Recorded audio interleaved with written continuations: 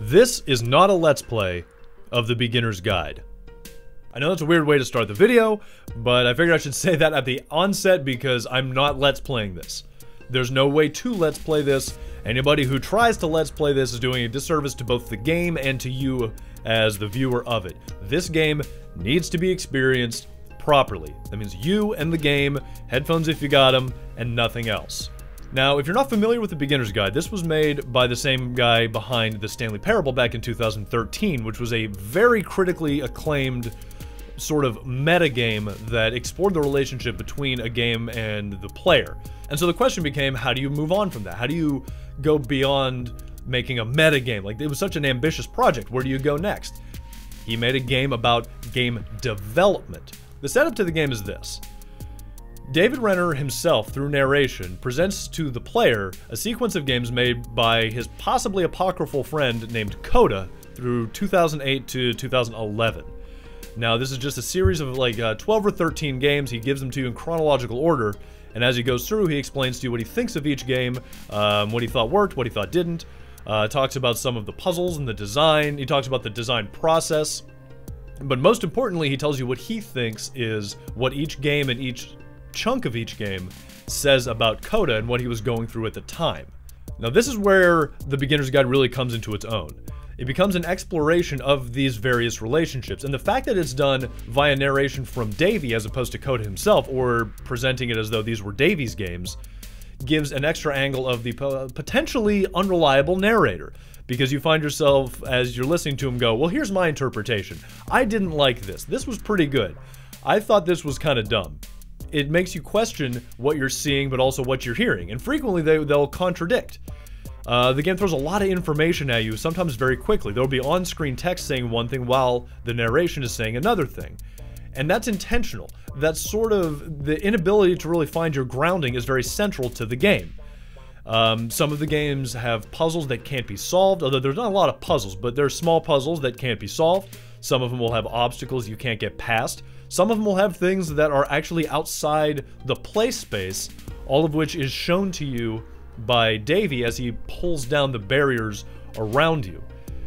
And it just becomes this large exploration of what it means to create something.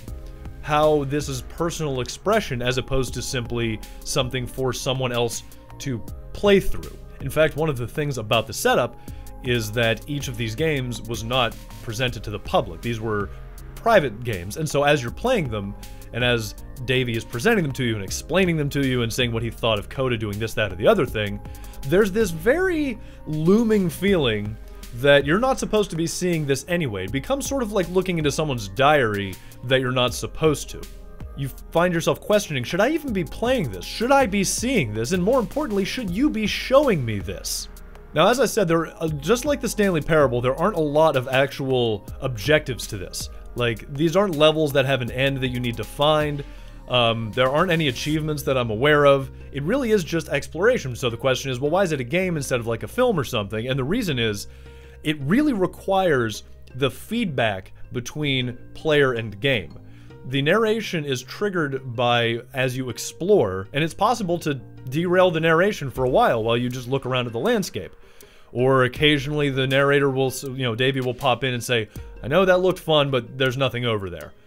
And at the same time, when you get to some of the games that have sort of off-kilter controls, or puzzles that don't make sense, or something you just want to look at for a while, it's very important to be able to do that firsthand.